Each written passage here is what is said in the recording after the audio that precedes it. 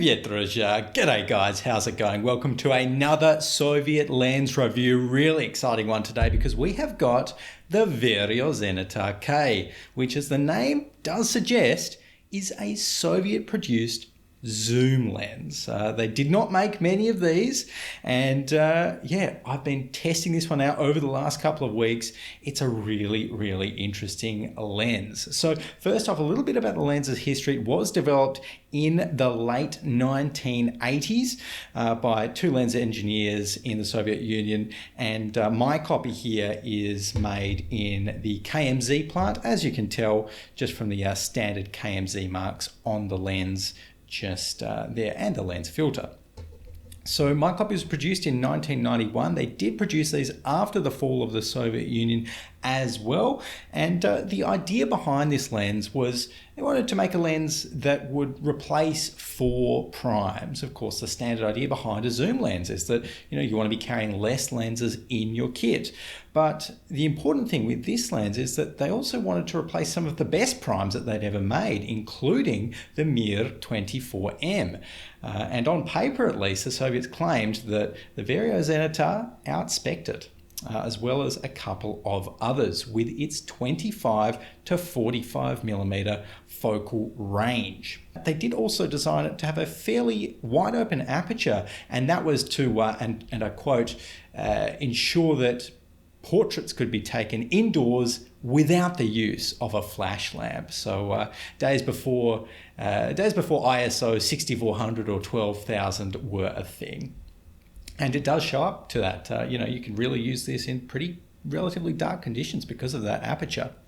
Now, speaking of the aperture, it is clicky, so let's take a look at the lens specs now. It does range from f2.8 when the lens is wide at 25mm, and when the lens zooms into 45mm, the aperture sits at 3.5. So slightly darker as you zoom it in. Now, outside of that, it does have a minimum focusing distance of 0.8 meters on the lens, which, well, with my copy at least, it's a little bit generous, particularly wide open. I'm not sure if all of the copies have the same issue as mine does, but at 25mm focal length, mine does not focus at 0.8 meters. So it is also a multi-coated lens, as just about every Soviet lens from around about the mid-80s was onwards. You can tell that by the MC there in the lens's title. And the design of this lens featured 10 glass elements in 10 groups. And you can really feel that sort of, a lot of glass. That's what you can feel when you pick up the lens. It's 430 grams. So it looks like, really nice kind of compact lens, and it is, but it's not light, and it'll really kind of counterbalance your camera if you've got a slightly heavy camera that you're adapting it to, like I do with the Z6. It does also have a 60mm filter thread. Whoop, if I can get that off without dropping my UV filter. So you can put any 60mm filter onto this lens, except at 25mm. You do not want to be using any sort of a filter because you'll get serious vignetting, and I mean serious vignetting in the corners that is not recoverable in post. At 45mm though, 35, 45, you can use whatever filters you like. Absolutely go crazy. Okay, let's talk a little bit about the lens's ergonomics now. So the Variozenitar-K, again, it's an analog zoom, and anyone that's used an analog zoom knows that they can be a little bit finicky. When you're zooming in or zooming out, you've got 3 wheels to contend with on the lens: the focus wheel, the zoom wheel, and the aperture dial. So it's really not the most ergonomic of old lenses. I much prefer, any sort of a prime, give me that, because there has been instances where I've been using this lens and I go to, say, change the aperture or something, and accidentally grab the zoom dial and zoom in a little bit instead, which is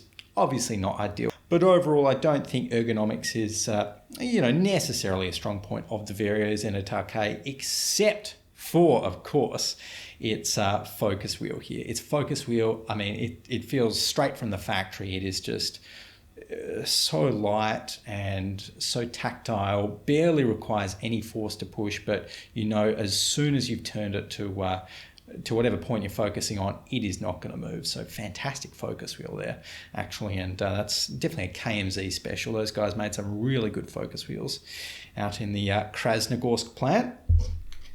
Now on to some of the lenses characteristics in photos. In terms of sharpness, it's not a bad lens. It is fairly sharp, particularly in the middle of the focal range and particularly at your standard, slightly stopped down apertures, it is quite sharp.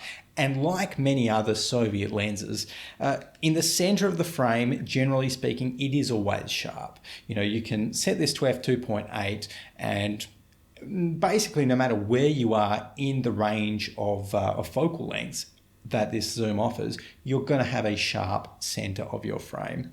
Now, we're going to see in a little bit exactly how that translates with some sharpness tests. So let's go take a look at that, and then we'll come back and talk about the lens's color. So taking a look at some sharpness tests now, I've gone ahead and taken some sample photos of a photographic test chart and put them into an algorithm which effectively spits out image sharpness similar to modern video focus peaking algorithms. And what we can see here at 28mm on the Variozenitar is pretty standard. It is sharpest at f11 and f8 before it starts to drop off due to the effects of diffraction. At f2.8, it's actually not that sharp.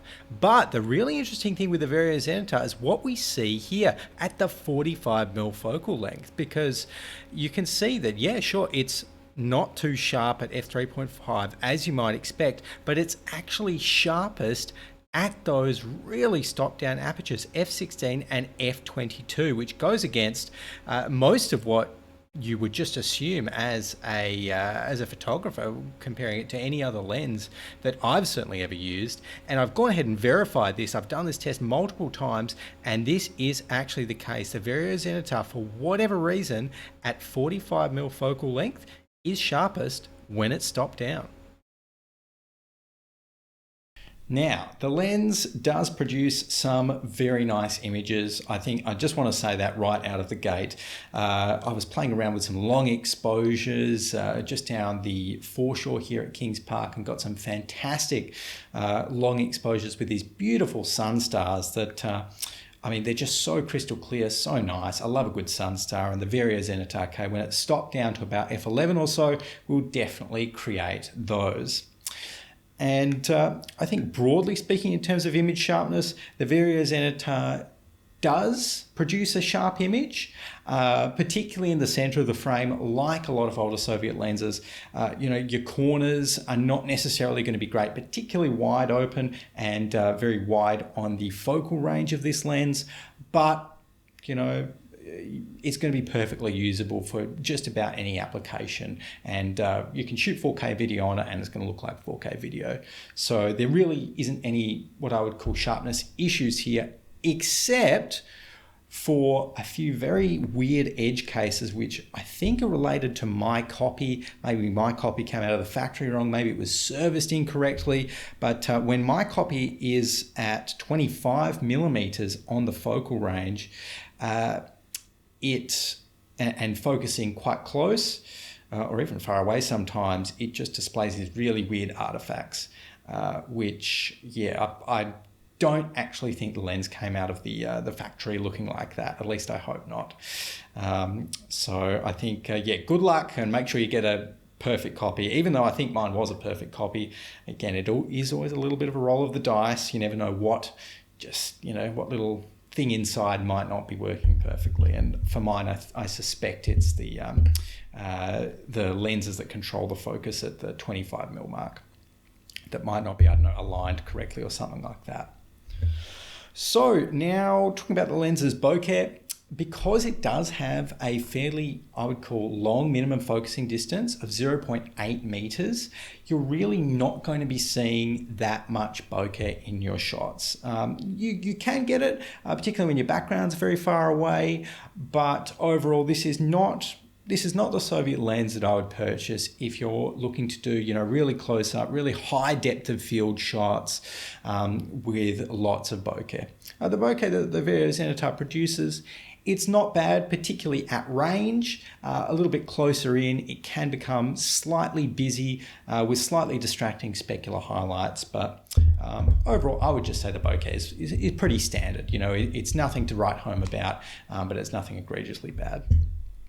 So this lens is also multi-coated, and that means that the flares that you get from this lens with that late Soviet multi-coating are actually very, very usable. You can shoot this lens into direct sunlight, and although it will flare, the center of the frame won't lose too much contrast. So you can actually, you know, use this in some quite artistic shots, get a little bit of flare in your frame, and yeah, create some nice looking flares with it, which again, I'm a bit of a sucker for a good flare. In terms of color though, the Variozenitar, it produces a slightly more modern look, I'd say, than lots of other Soviet lenses, where, you know, you can take a photo with this and, you know, if you put your Vivid camera profile on your camera, you know, export it to a JPEG, and it'll look pretty modern. You know, it really doesn't seem to have the sort of vintage tinge that a lot of old Soviet and other vintage lenses might have to them, with, you know, lack of contrast or lack of color vibrance. It's a pretty poppy lens overall. So definitely one that I think is a lot more usable for things like architectural photography, where you need something that looks modern, in my personal opinion, or at least modern architectural photography. And speaking of that, we need to talk about the lens's aberrations and how it deals with barrel distortion, chromatic aberration, all of that. And pretty safe to say that it doesn't have much it doesn't have much barrel distortion, doesn't have much pincushion distortion. You will see relatively straight lines at 25mm. There's a tiny bit of a curve if you're shooting something that takes up the whole frame, but absolutely nothing that is really even noticeable unless you are looking for it. So something that I've found is quite common to a lot of Soviet lenses, that they really focused on making sure that you know, any of those sort of barrel distortions were minimized, and that's absolutely the case in the Variozenitar-K. It shoots a pretty flat image. So aside from that, I think we talked about most elements of the lens here. The only other topic I'll touch on is video, and for video, I would say there are better lenses out there. I really feel as though this is a photography lens. For video, I just found myself, when trying to use it, too constrained by the minimum focusing distance. And as convenient as it is to have a zoom lens for video, really I didn't feel that the 25 to 45mm focal range sort of allowed me to do too much different in terms of what I could shoot in video either. So there we go, the Variozenitar-K, one of the Soviets, well, most unique lenses, and one of the last lenses that the Soviets produced. And I mean, it just really makes me think, you know, what would the Soviets still be producing if their lens industry hadn't essentially died with the fall of the Soviet Union? Because this is just such an interesting lens to use, and has a lot of characteristics that when you compare them to other sort of, you know, kit zooms of the time in 1991, let's remember, it really does excel. So overall, I absolutely love my Variozenitar-K. I will be taking it out again when I just want to show off what is really a relic of the past, because no zoom has ever been made in the Soviet Union since this one. This was one of the last lenses they produced, full stop. So very, very interesting piece of kit. I think, though, that's going to be it for today. Thank you very much for watching, guys. And remember to like, comment, subscribe, all of that good stuff to Soviet Lens Reviews on YouTube. And I'll see you in the next one.